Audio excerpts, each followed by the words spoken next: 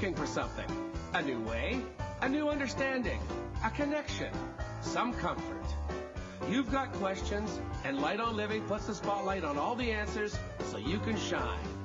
Lift and lighten the load of life's challenges and learn simple and easy ways to live a healthy, happy life. You'll gain insight and start to see things in a new way that motivates you. You're invited to hear new, see different, and feel more as Lisa shines the light on living.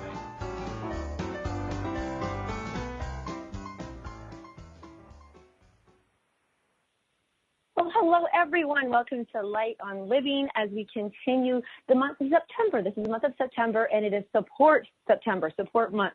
I am your light coach, Lisa, holistic nutritionist and life coach, helping to lighten the load of life's challenges.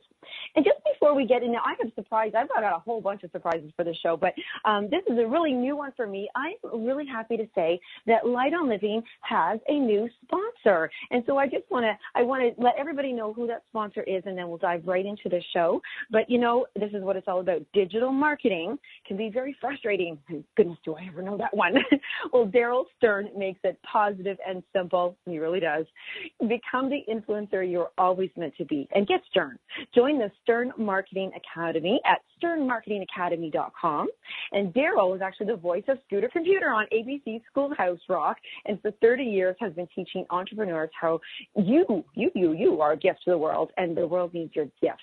And so I thought that was a really great timing that we have our special guest, I'm going to introduce her to you in a minute, and Daryl, because it seems that we have to get a way to get these messages out to everybody, and it's what we've done in our careers and our lives and how we show up and how we step up. But we cannot show up and step up if we do not nurture ourselves. And today's show really, really is, I think we've got the perfect person for this. It is Cheryl Piper, and she is going to be sharing with us about nurturing the caregiver. And that's just not, the caregivers we hear about in society and our community, but it's ourselves. And we are going to be talking, what does nurturing ourselves actually mean?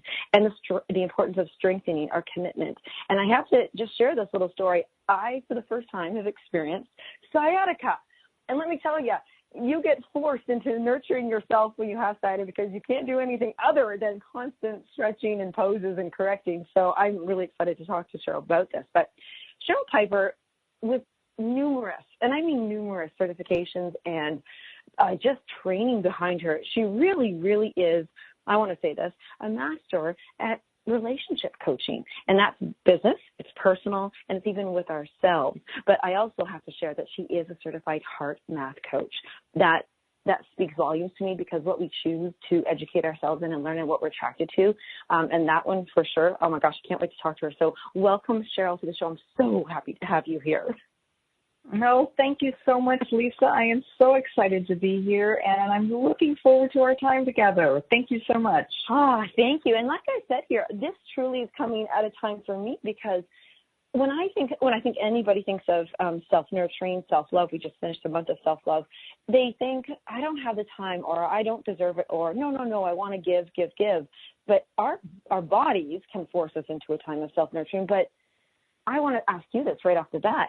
Sometimes we don't recognize or honor because our business might not say, no, we're stopping you. You've got to stop and nurture yourself, even in business, for everything. It goes to everything of our life, every area.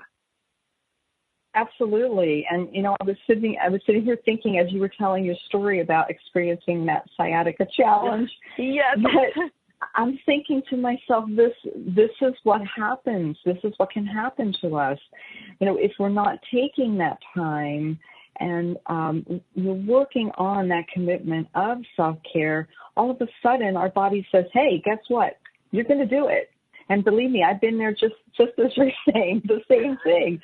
And it's like, wait a minute, okay, I guess I'm going to have to take a few days. I'm going to have to do some self-care here. And so in getting ourselves, just having that routine, having that commitment to ourselves of daily stepping into that self-care, it really does help us to have less of those times where the body just says, hey, we're done. We need to rest.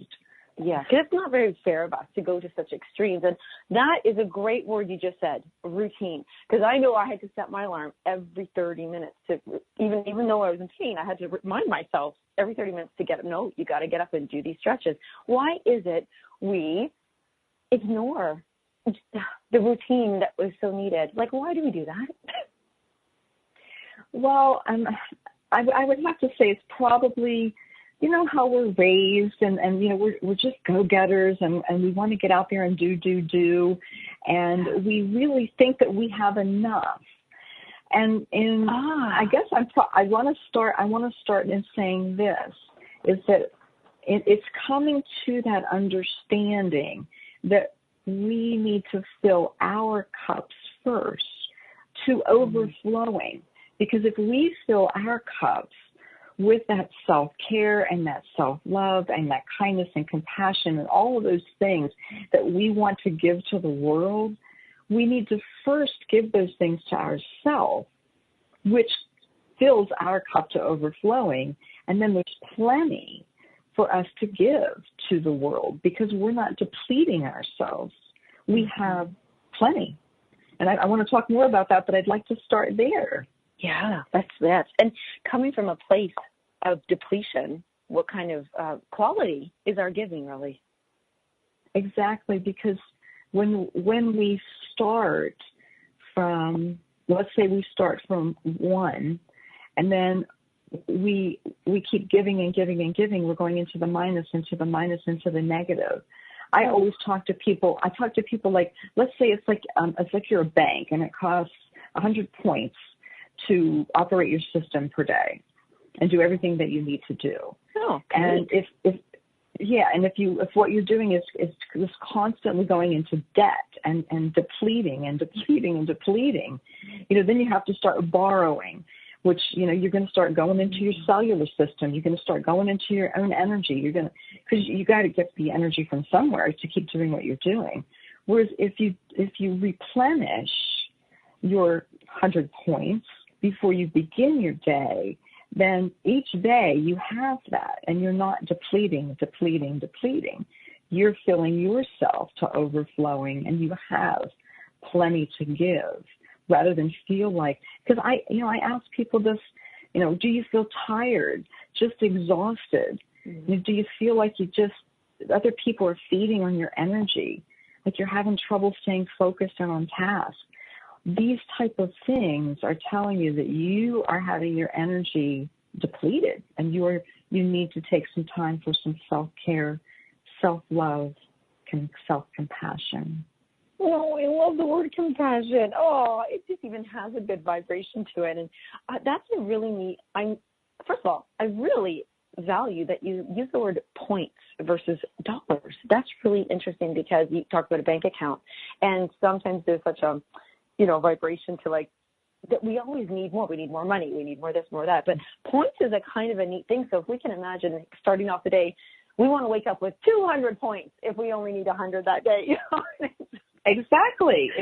Because then we are overflowing, right? Yes. Yeah. And so I love that you talk about like where we need to start and a starting place. So if somebody were to come to you as a client and they say, yes, I'm tired and I can't focus. Actually, lack of focus is really truly a thing that they do need nurturing, isn't it? Because there's no focus and grounding and starting point. Mm-hmm. Where would you take them to start? What would that look like? Well, you know, one place that I really like to start with most everyone is to talk about gratitude, because when we can feel grateful for our life and what's in our life and the abundancy that we do have, because so many times when we're in the situation of feeling exhausted, like we're giving and giving and giving, and we're not really seeing everything that we do have. And gratitude will shift your energy really faster than almost anything, is sitting for a moment and really thinking about all the wonderful things that we do have in our lives and that we do have to be grateful for. And it causes that shift away from that I call it lower level energy. I call it swimming around in the muck is what I call it. Because you just feel like somebody's just pulling at you and you're being drained and it's negative and things are always going wrong. Two, when we start to just sit and think about the things that we have to be grateful for. I want to ask you how is there a thing that you use? Because right now, oh my gosh, that was a phenomenal. I don't think I've ever swum around in muck, but I actually feel like I have because I really went, I could feel the thick, sludgy, mucky, grossy, I can't get anywhere feeling.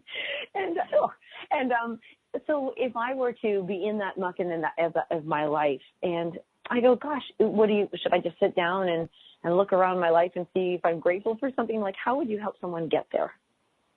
Well, that's a beginning point I like to talk about. I do a lot of talking about forgiveness. Forgiveness is huge.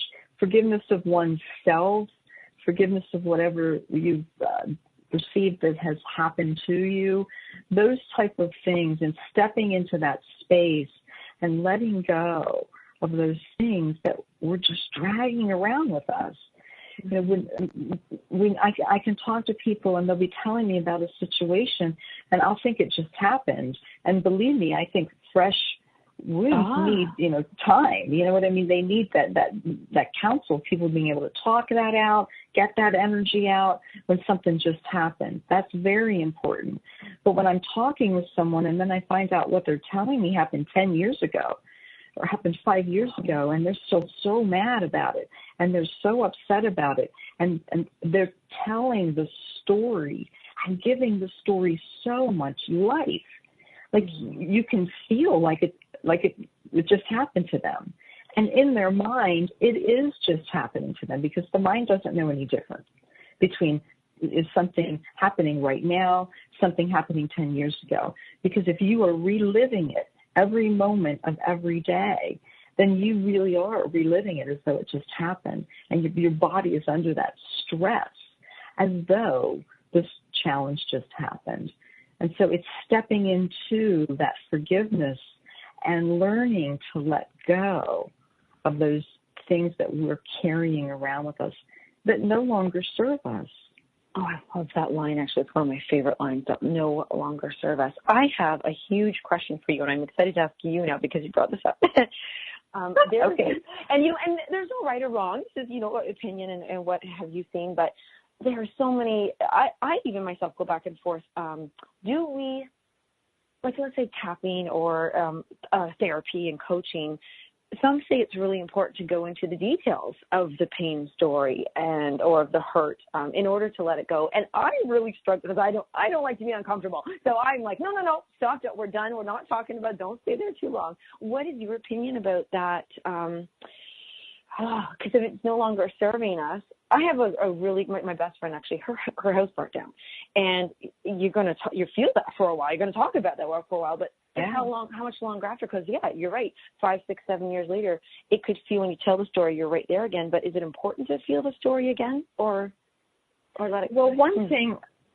Let me see how I want to answer this. I want to say it in as far as the story goes. This is something that I do, and I expect from my friends, the people that are really tight and close in my circle. Mm-hmm. Because as I said, when something happens, you need to talk about it. You need to get that energy out, and that is important. That's important to process that and to let those feelings out and move through. And so what I say to the people closest to me is I say, you can listen to me talk about this 3 times. Mm-hmm. That's it. Oh. And after that, you have to love me enough to say, no, Cheryl, I'm not going to give your wounds that kind of pain or that kind of power over you anymore. I give my friends that permission to say that to me. And there have been a few times when people have had to say that, because when we're in the thick of something, we don't realize how many times we've said the story. And so having that tight group of people around you that you can trust in that way. So that's just I want to just share that with you because that's just a personal story for me, that because what happens is the energy shifts. The more we keep talking about the story and wrapping a story around the feeling that happened in whatever that situation was, the more life it takes on of its own. And then after time, it shifts. The energy of it shifts from the situation that happened to me, or I like to say situations happened for me, because they're for my growth. There's a lesson here, and I choose to see the lesson as quickly as I possibly can so that I can move forward out of that energy of whatever that situation was. But if we choose to tell the story over and over and over again, then it shifts us into a victimhood state. And when we're in that victimhood state, then we're gaining kind of traction from that story, and the energy turns into something else. It turns into almost like a power statement for us, or a controlling type of a situation for us, and it's harder to let go. Yes, and oh my gosh, there's so many things that I want to. You just gave us a lot. I actually love that. Like from the, I want to talk about the victimhood, because like what you said, there's traction from a story, and I love that you said, love me enough to say no. And so we're going to have to sneak off to commercials in about 30 seconds. So I was like, wait, there's so many goodies in there. So really, truly, I would love just to talk about victimhood just for a tiny second, because there's a difference between victimhood and nurturing, of course. And if we could just, go through that when we get right back after these commercials.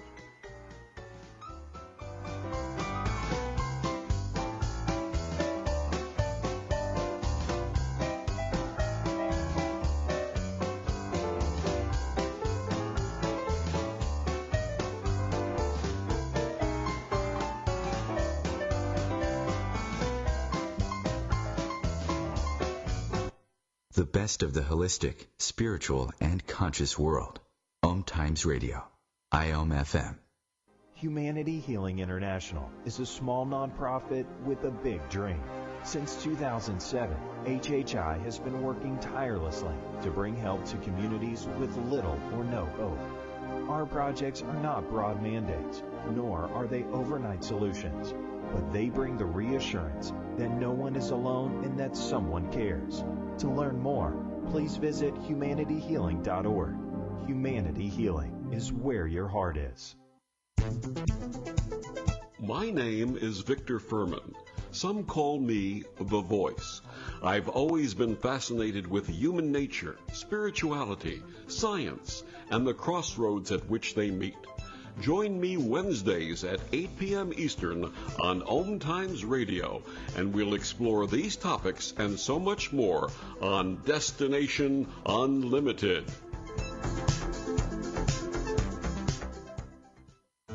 Enjoy passive income benefits while creating a cottage experience for others. From a relaxing getaway to connecting with nature, sitting around flickering campfire light, dipping in cool, refreshing waters, strengthening your body with biking, hiking, boating, and swimming. And you have the cottage that could be a part of all of those memories while earning you money. Financial abundance as a thank you for renting your cottage. Become a cottage rental owner today, safely and supported. RentCottage.com.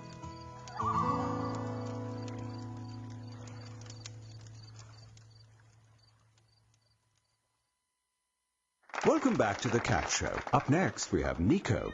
Nico is a member of the Shelter Pet Group. That's right. A group known especially for their sunspot sleeping, ball chasing, leg rubbing, and of course, companionship. Just look how she struts. It's like she owns the place. And see how she curls up and cuddles her person.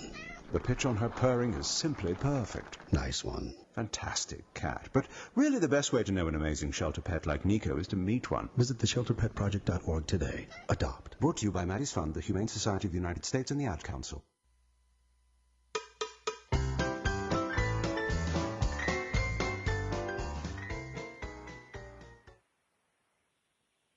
Oh, well, thank you, everybody. You are listening to Light on Living. And once again, I want to thank our sponsor, the Stern Marketing Academy, just sternmarketingacademy.com. And so grateful to be sitting here because we got Cheryl Piper here. This is a really special time for me to be able to share with her.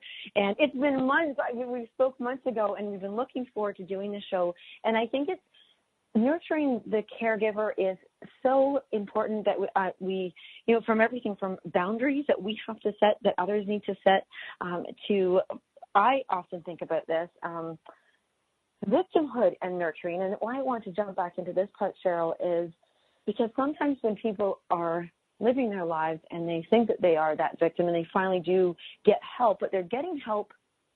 Let's say they want to go for a massage. Let's say they want to go to coaching. Let's say they want to do anything that's going to, they think, nurture them, right? But they're doing it from a place of victimhood. Does that matter what place they are coming from when they nurture themselves?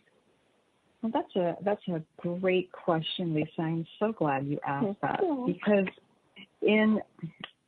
there have been situations in the past throughout people moving into this self-care of massage, like you're saying, and doing these other things for themselves where they feel that they're going in and laying down. I'm going to use the massage person because it's an easy example, it's a nice visual. It used to be a time when they would go in and they would lay down and they would just like say, okay, massage worker, do your magic and heal me, make me better. And that thought process versus that thought process of being responsible. And I'm going to bring it down to that because I speak about that a lot, with my clients in my shows that I do each week, bringing that personal responsibility into your space. Because if I'm going to go get a massage, I'll just use myself as an example, I am going to be completely in tune with what's happening and allowing that energy into my space and allowing whatever it is that person's gift is to flow through me, understanding that it's a give and take. I have a job here too, and that person isn't going to just heal me. I have to work on healing myself by being open, by allowing that energy in, and by allowing as I said, whatever it is they have to flow into me, and understand that there's a responsibility on my part. What a beautiful response. I love that. That is so true. And you made me think about this when I was, oftentimes I'm not a big huggy, touchy person. And, if somebody wants to give me a hug, or maybe even I need a hug, it's my responsibility to be open to receiving the hug. Otherwise, you just stand there and you're like, don't touch me. or the other way, if that's like, here, you fix me. I don't have any part of this. And so that really made a lot of sense to me. So let's take the role of a caregiver. And sorry, why is it that you are so drawn to, I'm thinking my sister's a personal support worker, and she's very drawn to it. Why are you drawn to right now really helping caregivers who are helping the elderly, their family members, people who are in need?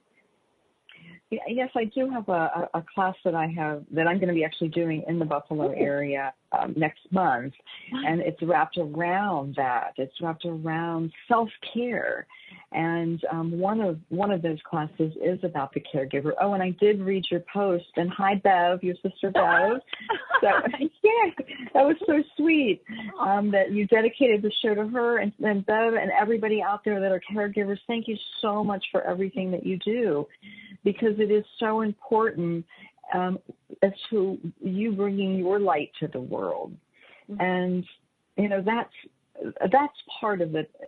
I feel that I have a job to do while I'm here. We all have a job to do. We came here to do something to make the world a better place, to create a better harmony between others, and understanding what that is and that gift that we have to be able to share out to the world. And part of that is why I'm sharing this with caregivers, because I understand that in that area, so many times people are doing a lot of giving and giving and giving. And it is that's in their personality to be whether that caregiver is, like you said, for the elderly, or maybe it's a child caregiver, or maybe it's someone that's caring for someone who has health challenges, whatever that is. You're somebody who wants to give. And so therefore, in order to be able to do that, as we stated earlier, you need to fill your cup and have it running over.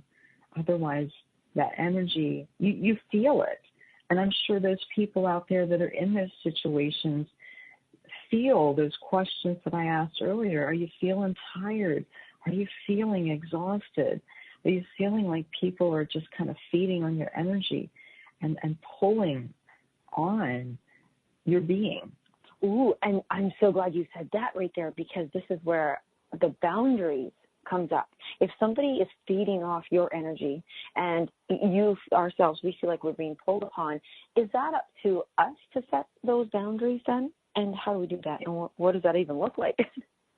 Well, it is up to us to set those boundaries, because everyone has a different idea of what those boundaries are for them. Mm-hmm. And if I could share this, I find that the more I come into my awareness, the smaller those boundaries need to be, because I'm in my strength of holding my energy and holding my vibrational frequency. And I am sending that love and light out to all those that are around me, because I truly believe that an open heart is absolutely unstoppable. But us getting to that space, there's a process in learning those boundaries. In most of the time, I would say it starts out with learning assertiveness, because so many times we don't think about the fact that there's something between being aggressive and being passive aggressive, that there's this space called assertiveness. And the way I describe that is, because I am an assertiveness coach as well. I know we don't talk about all these different certifications, but I have that as well, because this is so important, especially in being the caregiver, to know how to step into that space of speaking your truth and speaking it with kindness and compassion to that other person to whom you're speaking. Because so many times, if someone has an aggressive personality, they just kind of come in and they're like a bulldozer and they just plow all over everyone, and they, just are screaming their truth and whatever that is, and they're not really worried about what of that. And then there are people who are more in that passive aggressive situation, was a little bit harder to see, because it's more of a maneuvering type of an energy they use. They try to maneuver around people, and almost like walking on eggshells, kind of, and just trying to maneuver the situation. Whereas it's so enlightening. I can't even believe that right now. This is crazy that you're an assertiveness. I think everybody should see you actually for the assertiveness coaching part, just to get a little step one in there. Thank you, because it is so important in creating boundaries, because of standing in that space of knowing what works for us and what doesn't work for us, and to know that we have a voice and that we can speak that voice with kindness and compassion to someone else. We can't control how someone is going to hear what we speak. Right. If we speak it with that energy, it's coming across in that way, if that makes sense. I can't even believe this. This is crazy pants. I have to tell you, Cheryl, I feel like you're a gift to me right now, because I'm just going to share this right now, and I can tell everybody this. I am probably one of those caregivers, those nurturers, and my gosh, I have such an overflowing cup, and I want to give, but then I do know what it is I need. But what happens is I'm not so great at those that I used to be, and sometimes I let it go, and then my boundaries aren't set, and I become that passive aggressive. I can feel it right now, and my perfect example is I know that I can only, let's call it socialize. I can only socialize, hang out, be around other people, maybe go to a barbecue or picnic or something, right, for so many hours, and it really is not that many, by the way. It's like 2 or 3. And then after that, I know that I need to retreat. That's over for me. It's good for me. But then I'll, let them talk me into staying longer or later. Or then I go, oh, now I didn't get to do this, what I need to do. And now that, and then I all of a sudden go, I needed to get home and blah, blah. And then I'm freaking out. And there's that passive aggressiveness. But that's me truly not knowing how to be assertive. And can you define that word right now? Because I'm in love with it and I don't know what it means exactly. Well, and that is the way I define it. I define it in that way I just described. As assertiveness is being able to speak in that situation. Yeah. And what I do is I teach people different words to use. And so to be able, that's how we come across with kindness and compassion to ourselves and to others. Because in that, and believe me, I understand. That is great that you use that example because that's me too. I'm right there. I'm the ambivert. I'm great in social situations to a point, and then I need my time alone to recharge. That's who I am. So that's a great example. But in looking at that, when someone is like, come on, Lisa, stay a little bit longer, and in that situation, just kind of shifting the words a little bit and honoring yourself. I use that word a lot, honoring, because I have to talk about this sometimes too with money when we're looking at charging someone for what we do. And I know that's a big one with caregivers or healers or, light workers. And I use those words like I need to honor myself and what I do. And this is how much I charge for XYZ. And it is an honoring. And so what you're doing in that situation with the barbecue, I would love to stay, Sally, but I really need to honor how I'm feeling at this moment, and I really need some rest. And thank you so much, sending much love. But changing those words changes the energy, and what it does is it allows you to speak, as I said, speak what is true, but do it in a way that's kind and compassionate for their ears to hear. That if you could stay, you would, but you simply need to go. I think I love that you said the shift in language there, because I can tell you that it wasn't me honoring myself. It was defending and validating and trying to prove why my reason was better than their reason for me for staying. So that is a huge, I can feel the difference right now in being prepared with more, would you say, kind and compassionate language. And right there, that is a way of nurturing the caregiver, isn't it? To wrap things in kindness and compassion. Absolutely. And because one of the things that happens, I hate to talk about all the different coaching things. I have certifications, but I'm a conversation coach as well. And so what I heard you say is when you were in that conversation, what happens to us a lot of times in conversation is when someone comes at us and we're not really prepared to stand in our truth or stand in our assertiveness and speak with love and compassion, we get thrown into what's called an amygdala hijack. And that's it's the primitive part of the brain, the amygdala, and its job is to scan for threats. And so in that moment, when your friend was speaking to you in that way, of course, they're coming at you with all the love in the world because they want to hang out, they want to have fun, let's stay, Lisa. And so you're thinking, oh, my goodness, I need to go. And so the amygdala its thought is, I have to protect Lisa. I have to protect Lisa. Lisa's being threatened right now. And so what happens when you go into an amygdala hijack, I talk a lot of neuroscience too, but not too much to bore people. What happens when you go into that amygdala hijack is it takes over and it closes up your world pretty tight because you're in a distrust space is where you are. You're in a protect mode. And you really can't access the prefrontal cortex any longer because it kind of shuts down that connection to that creative area of creative thought is, where inspired thought, where, co-creating with people and just really being in the zone and having a great conversation, that gets shut down because you go into protect mode. And so what you did, and when you went into protect mode, is what happens is you do one of four things. You're either going to do fight, flight, freeze, or appease. Oh. And so, oh my goodness, fight, flight, freeze, or appease. Oh my goodness. Okay. Yes. Yes. So when you were in that moment with them, you were in fight mode because you were trying to argue. You were trying to bring up all the reasons, and you were trying to convince them, and you didn't have to, right?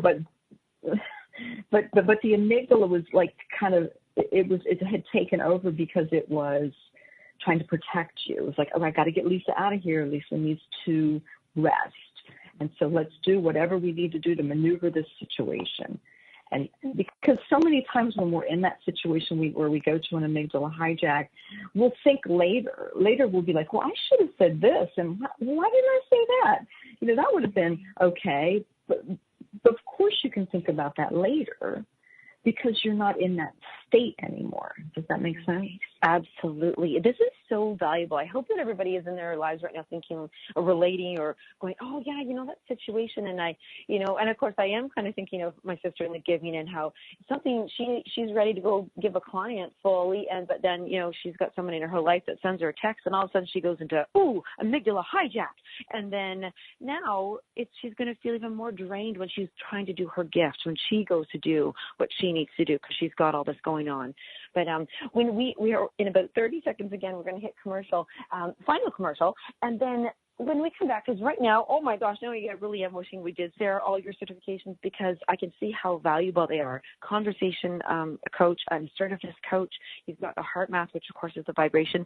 And if you don't mind, I would actually like to talk a little bit about your courses and what you offer when we come back, because I think right now I'm finding such great value in like 4 minutes of what you've shared. Thank you so much. Aww. So everybody come back right after the commercial break and we're going to find out exactly how you can be helped and nurture yourself.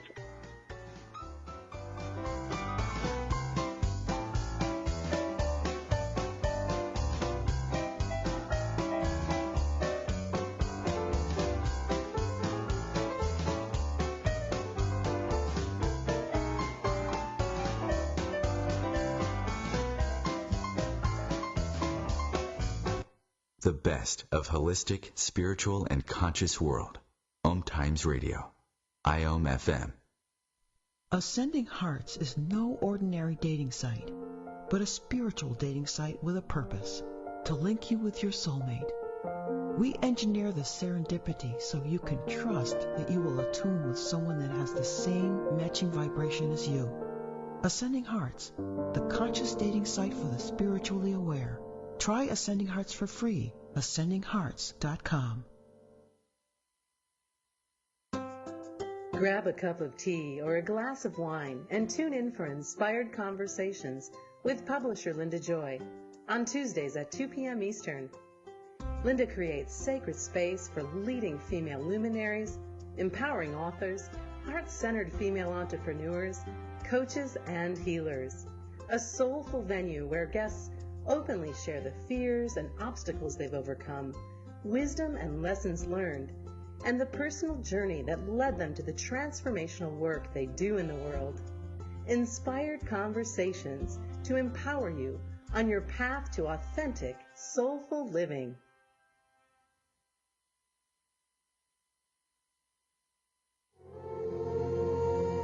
Hi, this is recording artist and composer Yuval Ran, inviting you to a voyage through the chakras, a new double album of guided meditations to transform your life, a sublime musical medicine for nourishing inner peace and reaching to your higher virtues. Get it now at metamindfulnessmusic.com, METTA mindfulnessmusic.com. So I'm a cat. And I just moved in with this new human, and she's got this little toy she's always playing with, all day long. Tap, tap, tap, tap, bloop, bloop. She can't put it down. There it is. Oh, and get this. She even talks to it. Last week she asked her for Chinese, and guess what? Egg rolls showed up. Like magic. Humans have cool toys. A person is the best thing to happen to a shelter pet. Be that person. Adopt. Brought to you by the Ad Council and the ShelterPetProject.org.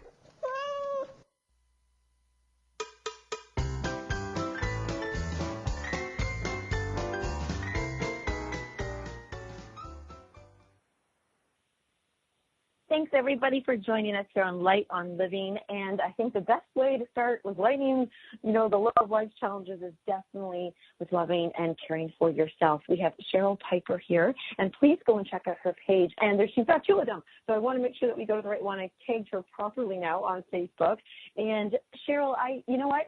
I feel like that was a disservice not to have shared all your certificates now, because you've taken, well, first of all, you were trying to and have the passion to go to each one of these, but that's an interesting, all the ways you teach are interesting and how you help. So let's actually talk about them, because there must have been a flow to how you went from one to the next to the next. So which one came first?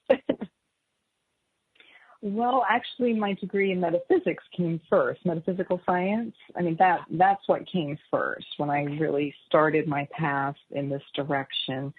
And my thesis that I wrote for my master's was entitled The Power of Perception, because perception is so important in how we view our reality and how each person views the world through their lens.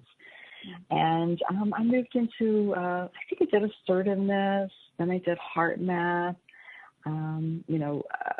went through the my life coaching training, and so I had that integrative life coaching training, which, deals with the physical, the mental, the emotional, and the spiritual.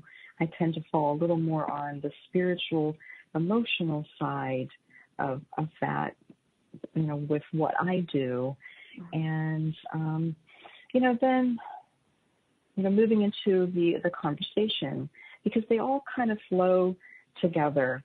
And that's why I say, I'm a relationship coach, because you can see how all of these things really come down into what is that relationship that we have with ourselves. And when we are on that space of having that kindness and compassion and forgiveness for ourselves, then it opens up the whole world for our personal lives and relationships, for our business life and our business relationships. Everything opens up. So that's kind of why I say I'm a relationship coach.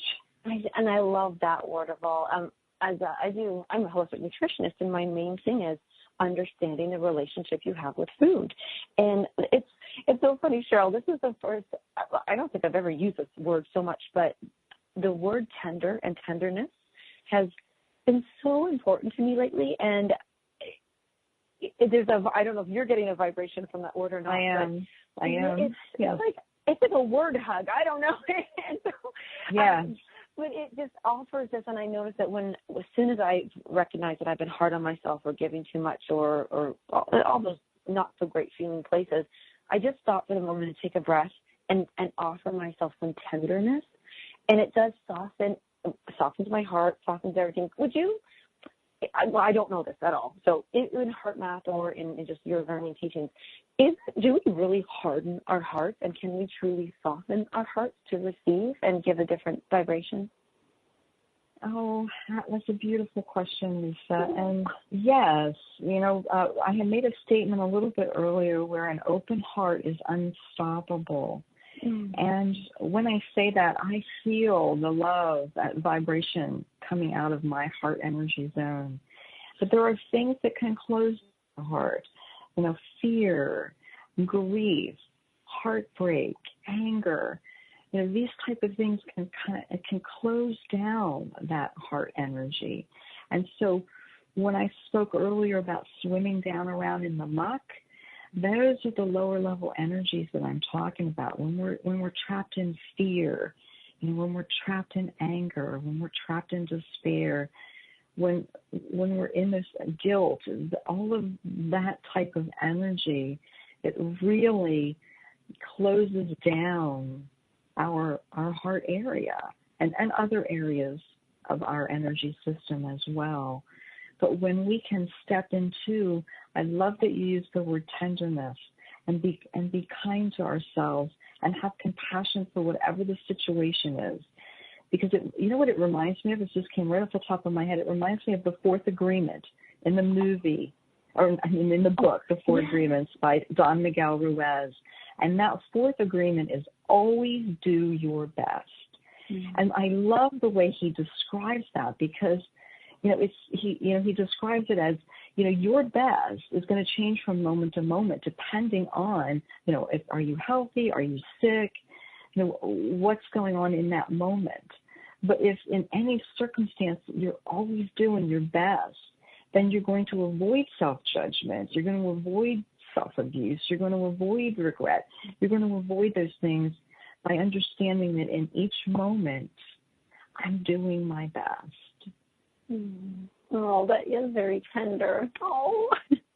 And I think that everybody, if you can find out that your best is just you coming with what you have at that time. And if you are looking for a different result, then that means that, I think you need to look inward and go, I need to get more points in that bank account. If you have certain steps that you would suggest to people, or where they can start to do? Well, there are so many. I mean, it really depends on the situation that people are in. And I do have that whole course lined up, coming into the Buffalo area. And I'm going to be creating those courses for people to be able to do online. I mean, currently I only have one online course available on my site and on my Facebook page. What is that one online? That one is called The Art and Science of Communication and Conversation. Mm-hmm. And so it's all about what we were talking about with that neuroscience. How are we communicating? It talks a lot about being able to have conversation with anyone, even if you have nothing in common with them.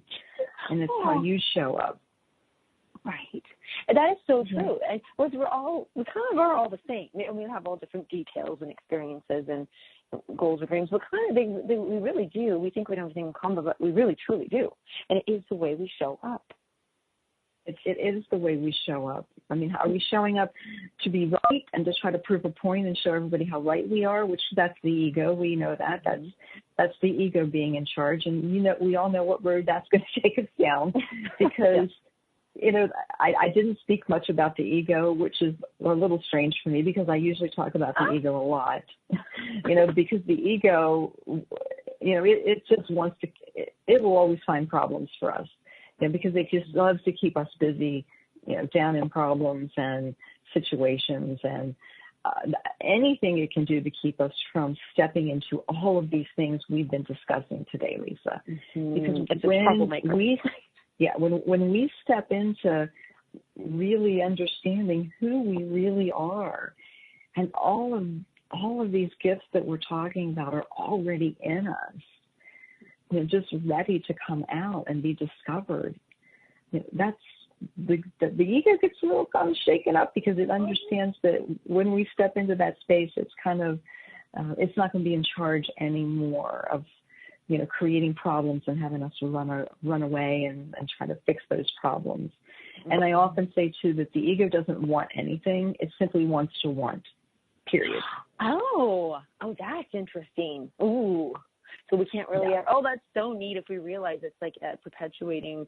It's going to keep building, like what you said, it is going to keep us busy and keep searching. And, can you say that again? Ego doesn't want anything. It just wants to keep going? Sorry? No, it just wants to want. It wants to want. It wants to want. So let's say, I think, if I can just, if I could just get, that new car, oh my goodness, I'm going to be so happy. That is all I want to do. That's my only focus. And then I get it. And then, the ego's like, off to something else. Okay, well, now we need, this. And now we need this. And it will always keep us in that perpetual state of want and never satisfied. And then people were saying, I just want to be happy. I just want to be peaceful. And all of that comes from within. But so many times we're looking for it outside of ourselves, thinking it's somewhere out there for us to find. And it's not. when we realize, it reminds me of that, I think it was in The Power of Now, when Eckhart Tolle, the Zen master, and the student, they were sitting in the woods, and the student said, they were sitting in silence, and the student said, Master, how do we enter Zen? How do I enter Zen? And he thought for a moment, and then he finally spoke, and he said, do you hear that brook? Do you hear that babbling brook, that stream? And he said, yes, I hear it. He said, enter Zen from there. And then later the Buddhist, the Zen student said, Master, what if I wouldn't have heard the brook? What would you have said to me? And the master said, enter Zen from there.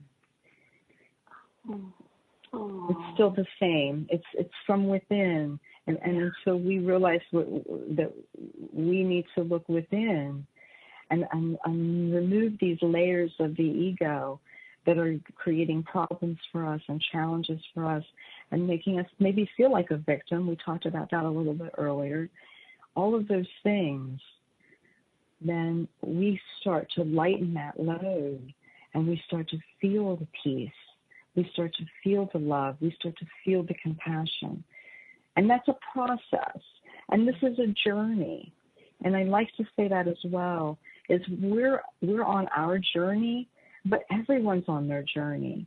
And no matter what we're going through, if we're a caregiver for someone, if we simply pass someone on the street, everybody has their own journey. And I feel my job is to be kind and compassionate because the present moment is the only time we have. And so in that moment, give love.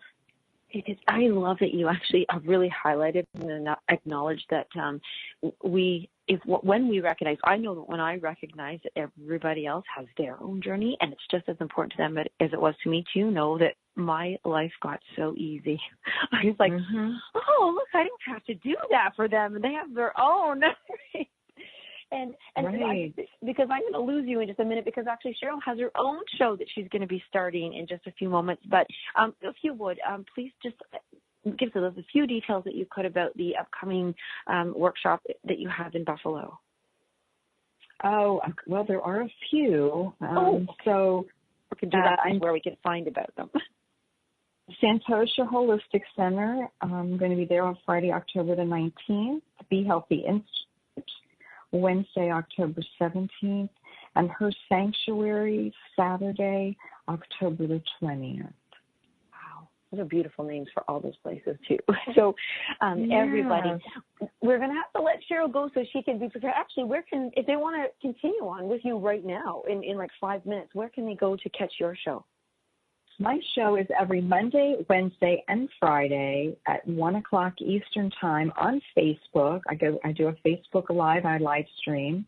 And they can reach me there on my business page, which is at Cheryl Piper Sends Love. Oh, I love that. Kept it simple and made it about who I am, and it just kept it simple. And so they're welcome to check out the show. They can come live, be part of the show and comment, or they can catch the replay. Still comment, but it's there for them. Oh, okay. Well, is do the thoughts that you allow into your head and into your mind really matter. That's my theme this week. Oh, okay. I might actually jump on it right away. Exactly. So everyone, we're going to let Cheryl go so that she can stay there, but stay online with me for just a few more moments. And Cheryl, I'll actually pop on just to say hello to you. You're there right on your show afterwards. Okay. Thank you so much for having me, Lisa. Thank you to everybody out there. I'm sending much love and light to everyone. Thank you. Thank you so much. Okay. I'll see you in just a few moments. Bye, Cheryl. Okay. Bye. So everybody, that was Cheryl Piper. And as she just said, you can jump over and see her right now. And that's actually kind of neat because then you can see her.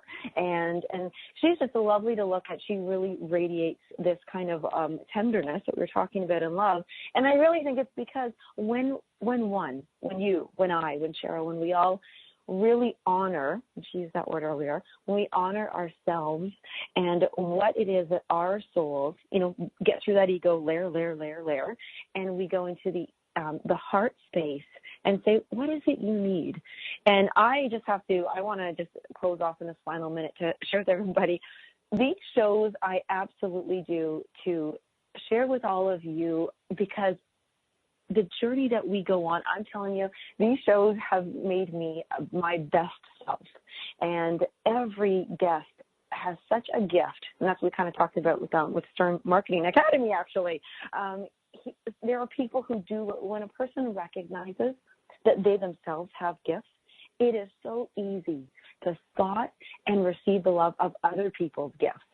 And when you're closed off and your ego's there or your heart is hardened, you're not loving yourself and honoring yourself and highlighting the feeling that you have, you cannot see what gifts other people have. And it's so much easier. Life is so much easier when you don't have to do it all. You don't have to have all the gifts in the world to make your life complete, which we now know you cannot have a complete life, but you can share in the load, like get everybody, delegate, like let somebody else do this for you and let somebody do this for you and be with you, and you can offer that in turn.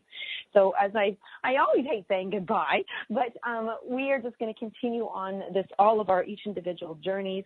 And you know what, just like Lucy was not here today, but she did poke her head in. So everybody's got their own journey, and I have to let the cats go just like we have to let ourselves experience life. So thank you everybody for listening to Light on Living.